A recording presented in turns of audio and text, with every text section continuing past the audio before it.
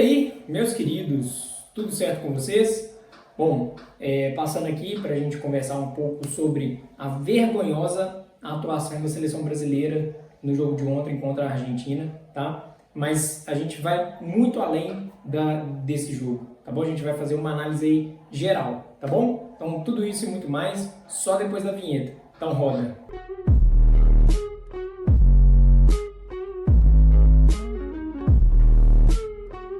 Fala galera, eu sou o Rafa. Bom, estou passando aqui para a gente conversar um pouco sobre, não só sobre o jogo de ontem, né? Diferentemente dos meus vídeos aqui de análise, eu não vou me ater somente ao jogo, vou fazer uma análise crítica ali dos lances e eu vou fazer uma análise mais geral, assim, né, do que tem acontecido com a seleção brasileira.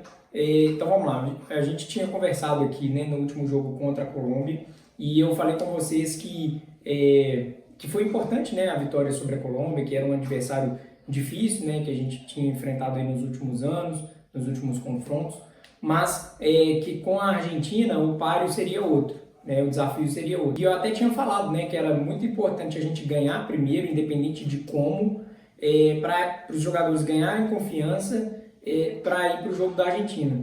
O problema é que ganhou confiança demais, né? O problema é que, mediante aquela declaração ali totalmente infeliz do Rafinha, comprometeu muito o jogo, né? Porque esses bastidores, eles acabam chegando até o outro time, né? E uma coisa que a gente aprende quando a gente é criança é que a gente só arruma briga com quem a gente dá conta de brigar, né? E no momento, por mais que a seleção brasileira tenha diversos talentos individuais, ela não está em condição ou em pé de igualdade de brigar com a Argentina. E aí briga, eu não estou falando de briga literalmente falando, né? Eu não sei também qual foi a interpretação que o Rafinha fez, se era de briga de porrada ou briga no campo, né? Pelo jogo mesmo ali. Mas enfim, não dá pra gente ficar desafiando alguém ou alguma outra seleção, sendo que a gente não arrumou nem a nossa própria casa ainda. E aí eu quero fazer uma análise contextual da seleção, do momento que a seleção vive, o porquê que nós chegamos aonde nós chegamos, tá? Quais que são as variáveis para a gente se colocar do jeito que a gente está hoje. Tá? O jogo da Argentina foi só um 7-1 a mais, né? Igual lá em 2014, né? Estou fazendo analogia aqui com o resultado de 2014. Mas é um 7-1 a mais que a gente leva e a gente tem que refletir em cima disso. Se a gente não fez essa reflexão há 11 anos atrás, está na hora da gente começar a fazer essa reflexão, porque de 11 anos para cá, a gente não mudou nada. Na verdade, a gente piorou. Essa que é a verdade, né? E aí, o resultado de ontem é um mero detalhe, sabe? A atuação dos jogadores ontem, assim, horrorosas, vexaminosas. Mas a gente precisa urgentemente começar a olhar para dentro da seleção brasileira. E aí, quando eu falo para dentro, não é só a questão dos jogadores, os que são convocados e tudo mais, mas é para dentro da instituição seleção brasileira, né? Como que ela tem sido gerida. Passar primeiro pela escolha do Dorival Júnior. Primeiro que a escolha do Dorival Júnior foi assim, o que tinha na época, sabe? O Dorival Júnior completou hoje 1 ano à frente da seleção brasileira e foi escolhido porque naquele momento estava vivendo um bom momento ali no Flamengo e tudo mais. E, então, assim, o pessoal já estava meio irritado com o Tite, né? Depois da derrota ali de 2022. Então, pegou o que tinha na época, né? Tentou fazer um teste com o Diniz, não deu certo, então escolheu o Dorival. Mas a escolha do Dorival nos mostra que, por mais que o Dorival fosse, né, o melhor que a gente tinha na época, mostra a defasagem que a gente tem de técnico hoje, no contexto brasileiro mesmo. Tá? Por isso que a gente tem muitos gringos aqui hoje, portugueses, argentinos, que têm muito sucesso no futebol brasileiro, porque a gente não está formando técnico. Né? Técnico bom, né, no caso, assim, com ideias criativas, com estudiosos, né, com novos conceitos e tudo mais. A gente está achando que a seleção brasileira é um junta-junta. Fala assim, ó, vamos escolher aqui os melhores, a gente tem aqui a estrela do Real Madrid, a estrela do Barcelona, não sei mais quem, vamos juntar todo mundo e aí esses caras vão simplesmente jogar bola. E não é assim. Você precisa ter um padrão tático, você precisa de um esquema de jogo, você precisa de uma identidade, falar assim, olha, a gente vai jogar assim, independente do que aconteça. Se acontecer alguma coisa, a gente vai mudar o esquema tático. Igual, por exemplo, o que aconteceu ontem. O Brasil não tinha esquema tático nenhum, não tinha proposta nenhuma. E aí foi tomando gol e nada mudava. As alterações que o Dorival fazia eram 6 por meia dúzia. sabe?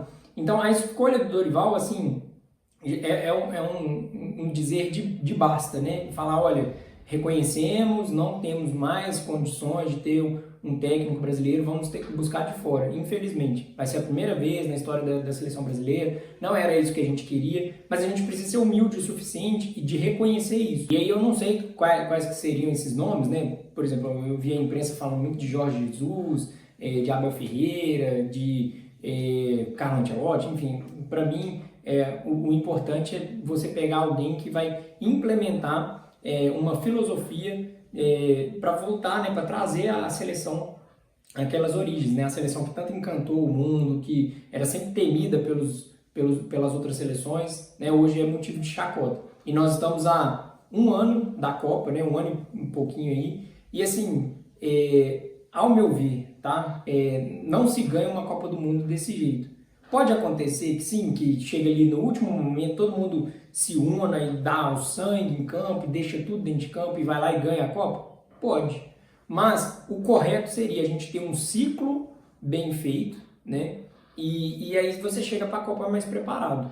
Né? E nesse ciclo que a gente teve, né, de 2022 para cá, você não tem nada que aproveitar. Você teve não sei quantas trocas de técnico, você teve ali jogadores que foram várias vezes convocados pela primeira vez, sabe? Você não tem uma constância de escalação. Jogadores que você tem em mente que vão participar, né, da Copa do Mundo já tem que vir sendo chamados, né, em todas as convocações. Vídeo o Endrick, por exemplo. Não chamou o Endrick porque o Endrick não tem minutos no Real Madrid. Mas se é um cara que você está preparando para a seleção, ele precisa estar presente na seleção. Você vai ter que esperar o cara ganhar a titularidade lá no Real Madrid para convocar o cara? Não, entendeu? Então passa a convocar, passa a colocar em campo e as coisas vão acontecendo naturalmente. Segundo ponto, os jogadores, né? Ao meu ver, eu não estou aqui querendo proteger jogador nem nada, é a minha opinião, tá bom? Os jogadores são os menos culpados disso. Né?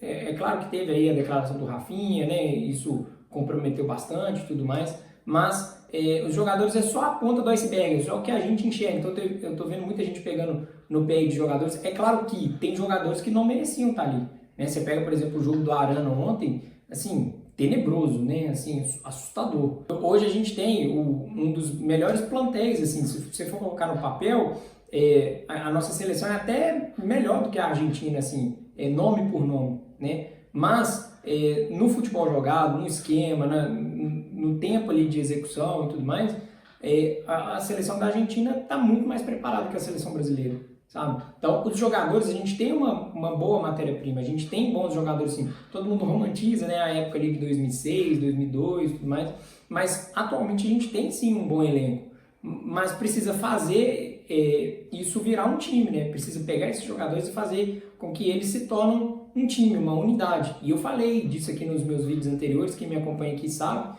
que eu falei que o principal desafio do Dorival era isso, pegar essas peças individuais, né, esses talentos individuais e transformar eles num time. Terceiro ponto aqui que eu levanto é a questão da gestão do Edinaldo. Né? Quem assistiu meu vídeo aqui falando sobre a reeleição do Edinaldo, então já está ciente mais ou menos sobre a minha opinião, que é a falta de administração ou a falta de cuidado esportivo, não somente com a seleção, mas com o produto futebol brasileiro. Eu dei o exemplo aqui do Campeonato Brasileiro, que tem crescido de uma forma orgânica, sem ninguém ter que fazer nada, sabe? Então você tem aí os investimentos das bets, você tem aí patrocínios, né, cada vez maiores, você tem jogadores vindo de outros campeonatos importantes vindo jogar aqui, você tem aí altos salários, você tem aí as SAFs, né, com os donos investindo o próprio dinheiro. Então, o futebol brasileiro ele tem crescido organicamente, sem ninguém precisar fazer nada mais por isso,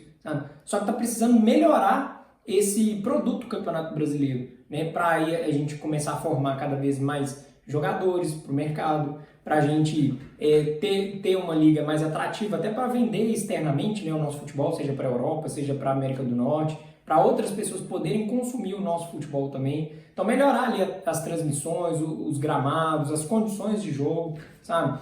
Profissionalizar os árbitros aí, enfim, são várias coisas que a gente pode fazer para melhorar o Campeonato Brasileiro. Uma coisa assim melhor que eu enxergo é a criação da liga, né? O meu clube, né, o clube que eu sou o Cruzeiro, não senta com o seu clube para ir lá e falar assim, gente, vamos lá, vamos organizar todo mundo aqui em prol do benefício de todo mundo, sabe? Então, isso eu coloco nas contas dos clubes, de poder, de fato, sentar e reunir e falar, olha, gente, vamos chegar num acordo aqui para a gente criar uma liga, para a gente sair das mãos da CBF, para a gente ter um produto nosso, entendeu? Para a gente poder vender isso para o mundo afora, entendeu? Então, tá precisando, isso aí é uma falha dos nossos dirigentes, sabe? Eu não estou isentando aqui o meu time, não estou isentando aqui o seu, tá bom? Uma outra questão também é a questão da eleição do Edinaldo, que todos os clubes, né, votaram a favor e tudo mais, todas as federações também.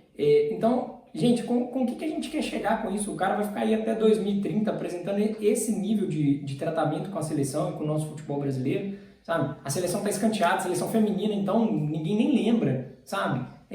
Coitado das meninas lá, tá, sabe? Ninguém olha ali, ninguém cuida, tá? Um negócio assim, largado. O Edinaldo fica protegido aí pelas federações, né?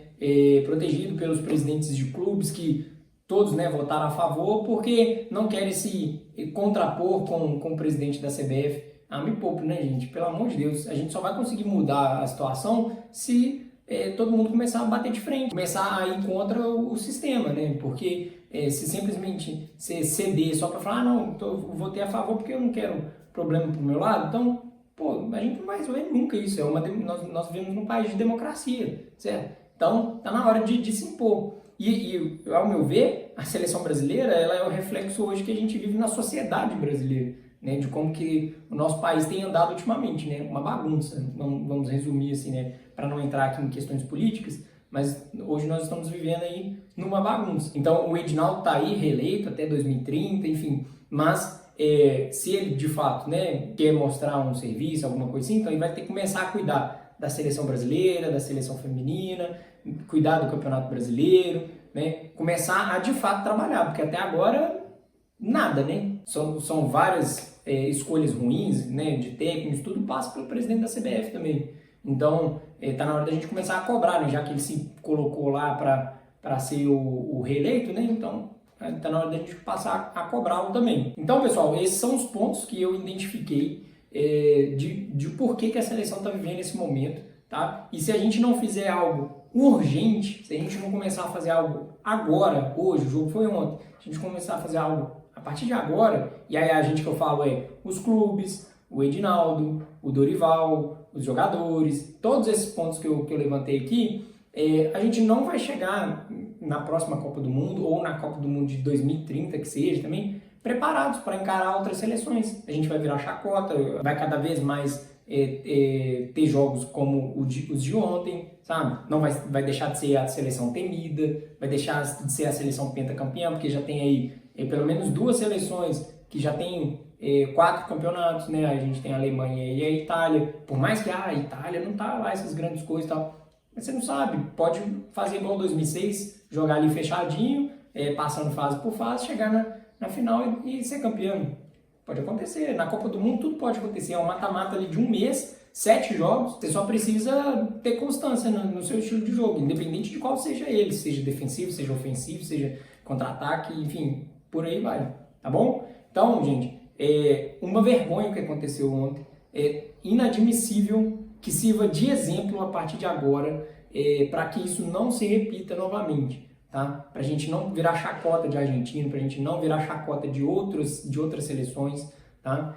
O Brasil precisa se impor, é o único pentacampeão e precisa cada vez mais de ter a sua própria identidade ali no campo. Tá bom? Então é isso, pessoal. Se você gostou, né, chegou até aqui e gostou do vídeo, já deixa o seu like, se inscreva aqui no canal, tá? E ative as notificações. E eu fico esperando você no próximo vídeo. Um abraço, até a próxima. Tchau, tchau.